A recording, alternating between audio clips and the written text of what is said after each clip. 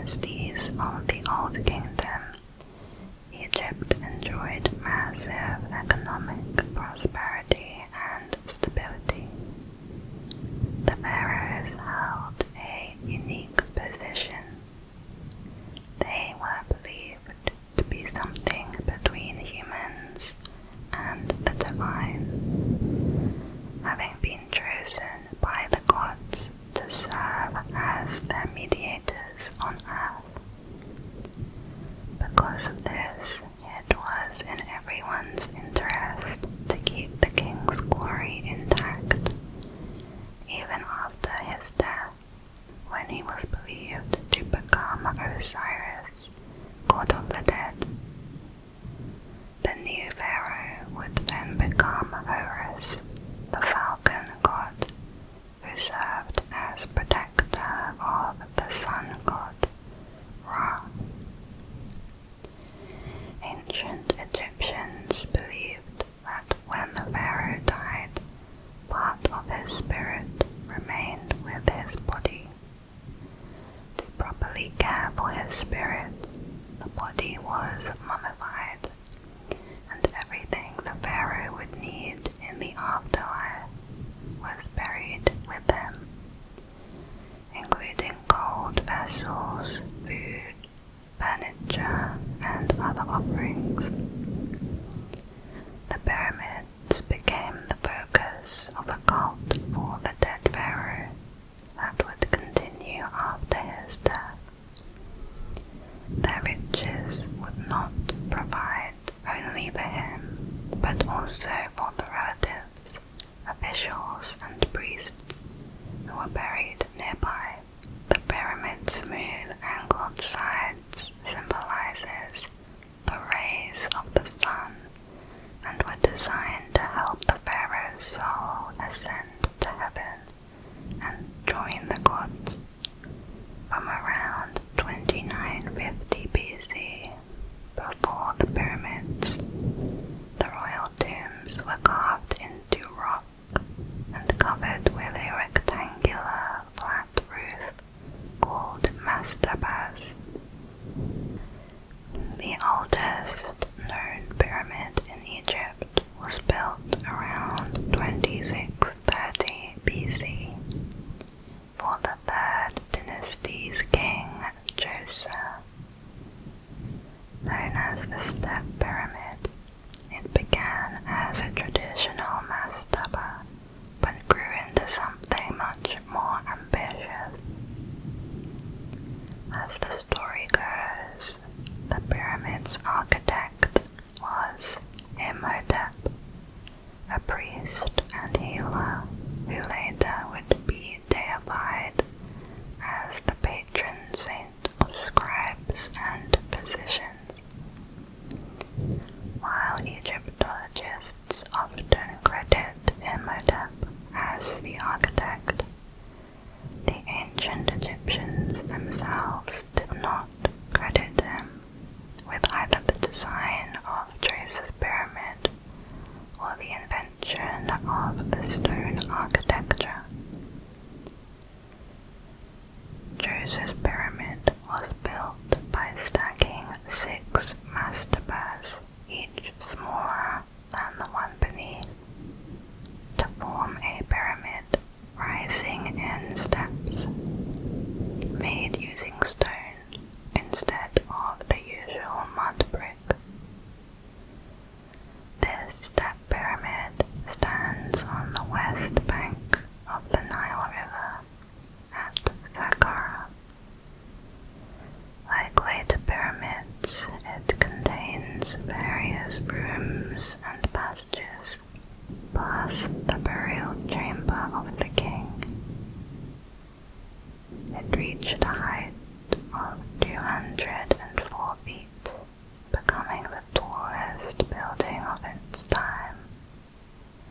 The step pyramid was surrounded by courtyards, temples, and shrines, where Dahshur could enjoy his afterlife.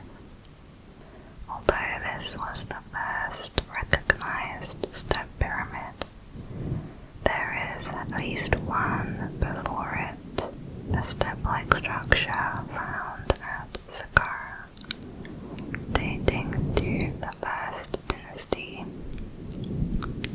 which has been attributed to the reign of Pharaoh and Egypt, with inscriptions and other evidence suggesting there may have been others like this.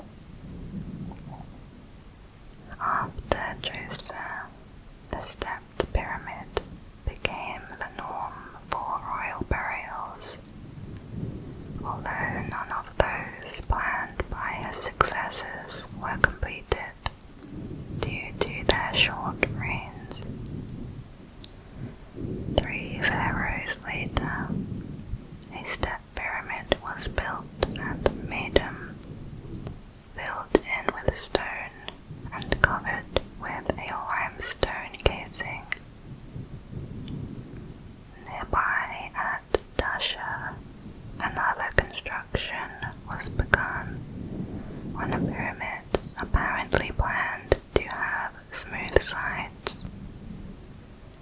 However, about halfway up, the angle of incline decreases and the sides rise less steeply, causing it to be known as the bent pyramid.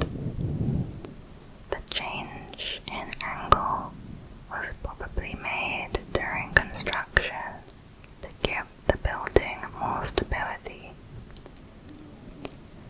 Another Great Pyramid was also built at Dahshur around this time, with its sides rising at an angle of about 43 degrees, resulting in a true but short-looking pyramid.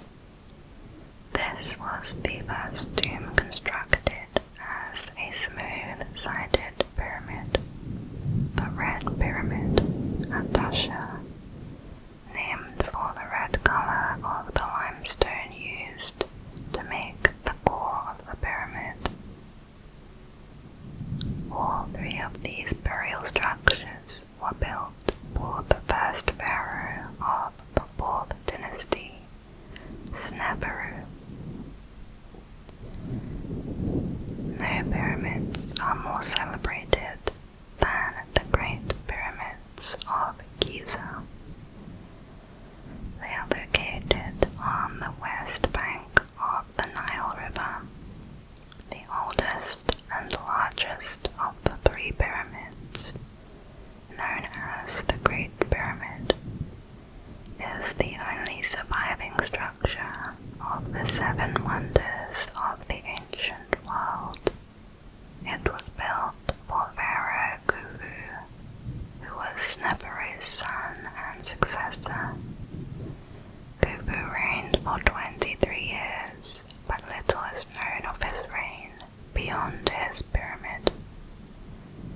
The sides of the pyramid's base average 755 feet, and its original height was 481 feet, making it the largest pyramid in the world. The pyramid's base covered over 13 acres. 3 small pyramids built for Khufu's queens are lined up next to the Great Pyramid, and a tomb was found nearby containing the empty sarcophagus of his mother, Queen Hetepheres. Like other pyramids, Khufu's is surrounded by rows of mastabas, where relatives or officials were built to accompany and support the pharaoh in the afterlife. The middle pyramid at Giza was built for Khufu's son, Pharaoh Khafre. The pyramid of Khafre is the second tallest pyramid of Giza and contains Khafre's tomb. A unique feature built inside Khafre's pyramid complex was the Great Sphinx, a statue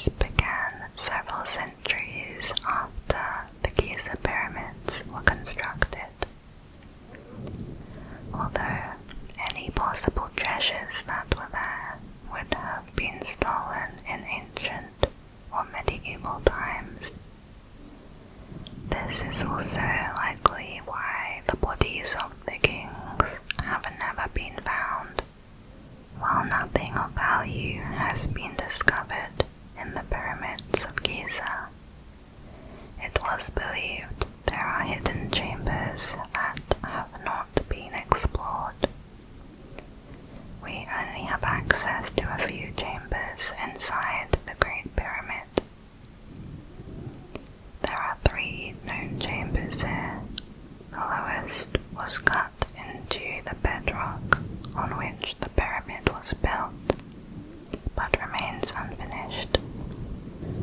The so-called Queen's Chamber and King's Chamber, which contain a granite sarcophagus, are above ground within the pyramid.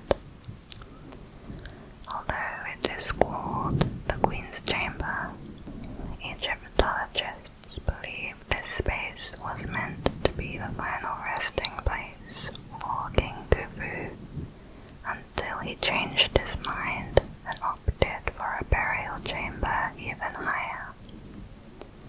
The roof of the chamber is raised at its center.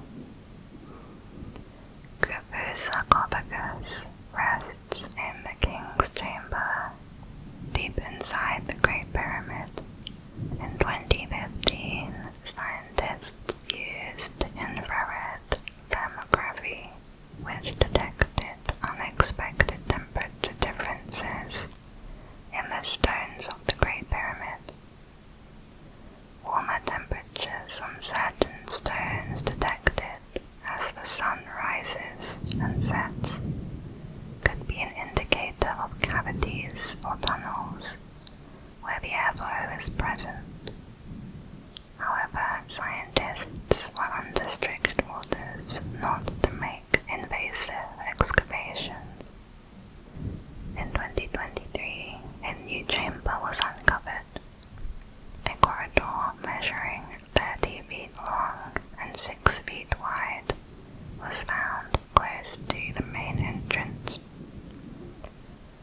Archaeologists are unsure of the purpose of the chamber, which could not be entered from the outside of the pyramid. Scientists detected the corridor using advanced radiography, then collected images of it by feeding a minuscule endoscope through a tiny joint in the pyramid stone.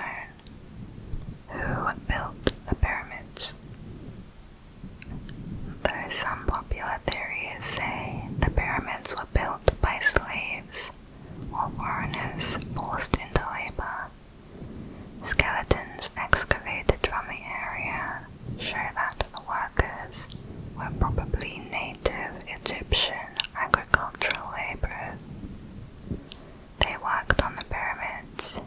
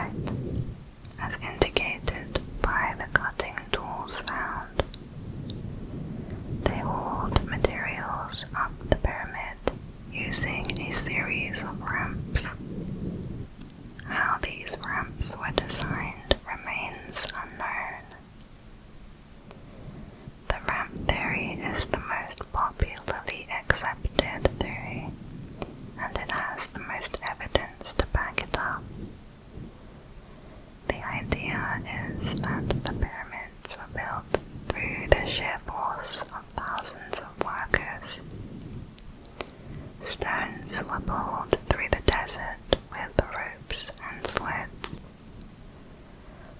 Once they reached the location, they were pushed up the ramps made of either tree trunks or sand as they built upwards. Levers may have also been used once a significant height was reached. This theory is supported by the fact that sleds are well documented in ancient wall paintings, with images of giant statues being pulled by hundreds of men. These ramps would have been extremely time-consuming to make. Another theory is the water shaft theory, which differs completely to the ramp theory. Starting with how the stones are transported, the huge blocks of stone used to construct the pyramids were transported on floating rafts along the Nile during the flood season, which lasted for 4 months every year. Special canals were dug up from the rock quarries to the building sites, drawing water from the Nile so that the stones could float all the way there, requiring less strength. These canals were built all around the site's perimeter, allowing blocks to float to the side where they were needed. The floats would then double as sleds to pull the stones the rest of the way to the building sites. They were supposedly made of cedar wood or inflated animal skins wrapped in papyrus. A series of gates controlled how the blocks moved upwards from the ground moat to the top, and a pool of water on the top of the build site allowed for further floating and positioning without any dragging. In this theory, these canals and water elevators allowed the stones to be moved quite easily. Although there is no concrete evidence, traces of water have been found throughout the structure, as well as imperfections along the middle of all of the 4 sides. There's no real consensus on how the blocks were made either. It seems the ancient Egyptians chose the build sites for each pyramid in a way that would allow them to be close to quarries. The stone blocks were made of limestone, crystalline, and granite. The water shaft theory has its own theory on block creation. Copper chisels or saws were used to cut the limestone, but the creation of precise cuts and angles could have been done in a few ways. Some say Egyptians used the surface of the water as a level and worked on the stone underwater, making it easier to manipulate. Others believe they used tools such as wooden levels, paint and string to measure the angles and detect spots that were not level. The hard granite used for burial chamber walls and some of the exterior casing would have posed a more difficult problem. Workmen may have used an abrasive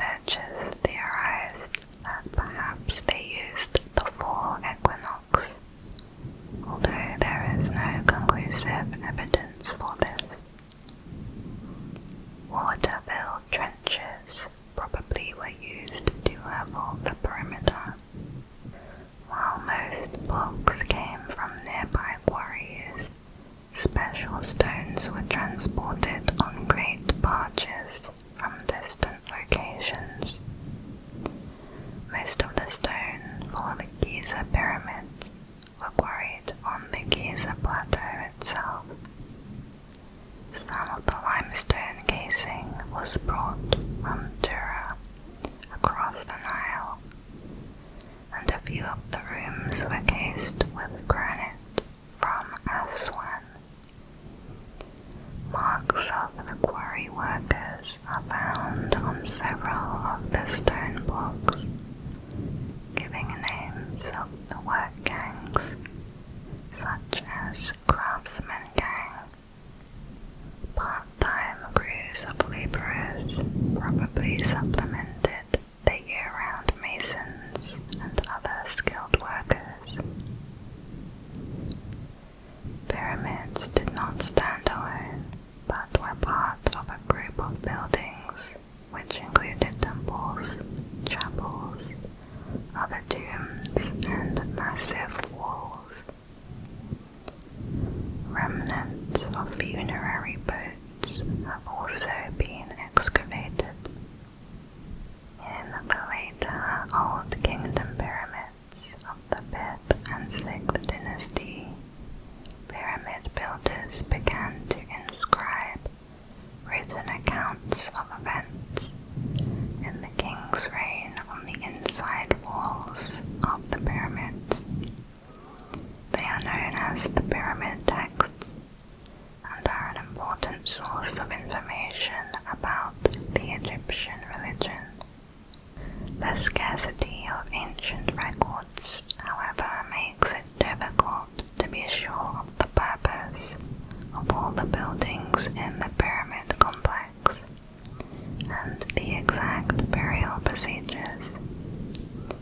It is thought that the king's body was carried by boat up the Nile to the pyramid site and was likely mummified in the Valley Temple before being placed in the pyramid for burial. Symbolism.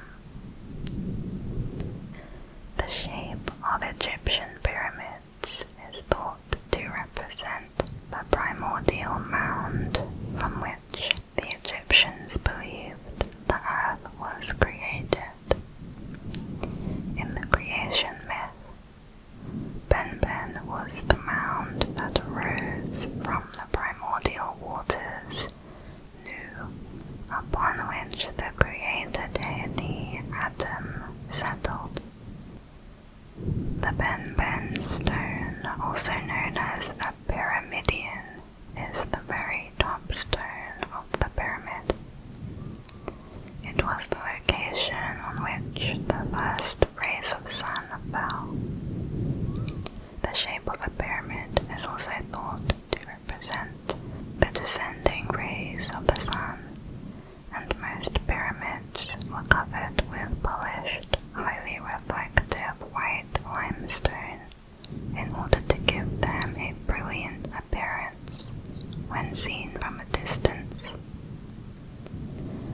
Pyramids were often also named in ways that referred to its radiance. For example, the formal name of the bent pyramid was the Southern Shining Pyramid. While it is agreed that pyramids were burial monuments, there is debate on the reason why they decided on these particular structures. The Egyptians believed the dark area of the night sky around which the stars appear to revolve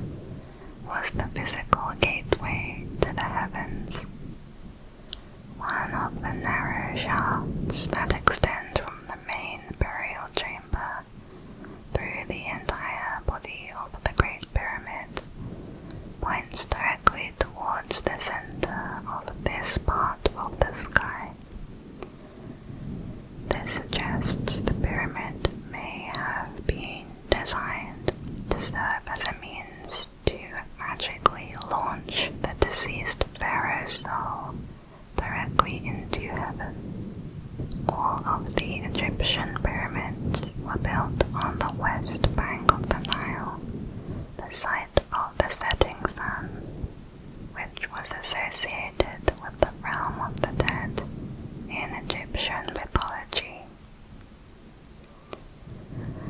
Other pyramids and locations. Abu Rawash is the site of Egypt's most northern pyramid. It's mostly a ruined pyramid of Dahshur, the son and successor of Khufu, after Khafre. Previously it was thought this pyramid had not been completed, but it is now believed it was, although it was originally the same size as the pyramid of Menkaure, the third pyramid of Giza. Its location, next to a major crossroad, made it an easy source of stone. Quarrying of its materials began in Roman times, and little of it remains. Soyet El Arian. This site is the location of two unfinished Old Kingdom pyramids. One is believed to belong to Pharaoh Nebuchadnezzar, although the king's name is illegible. The southern structure, known as the Leia Pyramid, may belong to the 3rd dynasty Pharaoh Kaba, a close successor of Sekemket. If this is correct, Kaba's short reign may explain why it was unfinished. Today it stands around 56 feet high. It may have exceeded 130 feet if completed. Abusir. There are a total of 14 pyramids at this site. It served as the main royal necropolis during the 5th dynasty. The quality of the construction is inferior to those of the 4th dynasty, indicating a decrease in royal power and economy. They are smaller than their predecessors and are made of lower quality local limestone. The 3 major pyramids are those of Niusiri, Neferikari, Kake, and Sahuri. There is also the incomplete pyramid of Neferefre. Most of the major pyramids at Abusir were built using similar construction techniques, comprising of rubble core surrounded by steps of mud bricks with a limestone outer casing. The largest of these 5th dynasty pyramids is the pyramid of Neferikari Kake. It is believed to have been built originally as a step pyramid, 230 feet high, and then later transformed into a true pyramid, Saqqara. Major pyramids located in Saqqara include the Pyramid of Giza, Usiga, Teti, and Marikari, dating to the first intermediate period of Egypt. Also at Saqqara is the Pyramid of Unas, which retains a pyramid causeway. Saqqara is also the location of the step pyramid of Joseph's successor, Sekhmet, also known as the Buried Pyramid, because it was found under the sand. Archaeologists believe that if this pyramid was completed, it would have been larger than Joseph's. South of the main pyramid field is a second collection of later, smaller pyramids, including those of Pepi I, Chedkare Isesi, Merenre, Pepi II, and Ibi. Most of these are poorly preserved. A new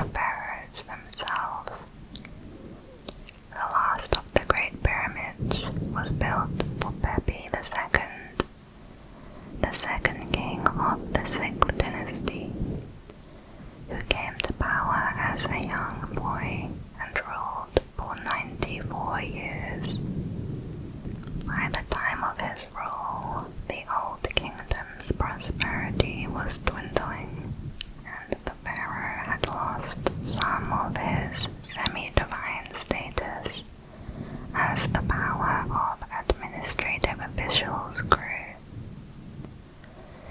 Pepi II's pyramid was built at Saqqara and completed about 30 years into his reign. At 172 feet, it was much shorter than others of the Old Kingdom. With Pepi's death, the kingdom and the central government collapsed, and Egypt entered a turbulent phase known as the First Intermediate Period. Later kings of the 12th dynasty would return to pyramid building during the Middle Kingdom era, but it was never on the same scale as the Great Pyramids. Smaller pyramids continue to be built for more than 1,000 years. Many of them have been discovered, but the remains of others are probably still buried under the sand. It later became clear that the pyramids did not provide protection for the mummified bodies of the kings, and were obvious targets for grave robbers. The tomb robbers in both ancient and modern times stole most of the bodies and funeral items from Egypt's pyramids and removed their exteriors as well. After being stripped of most of their smooth white limestone coverings, the Great Pyramids no longer reach their original heights. To combat tomb robbers, some of the later pharaohs were buried in hidden tombs cut into rock cliffs. That is the end of this video.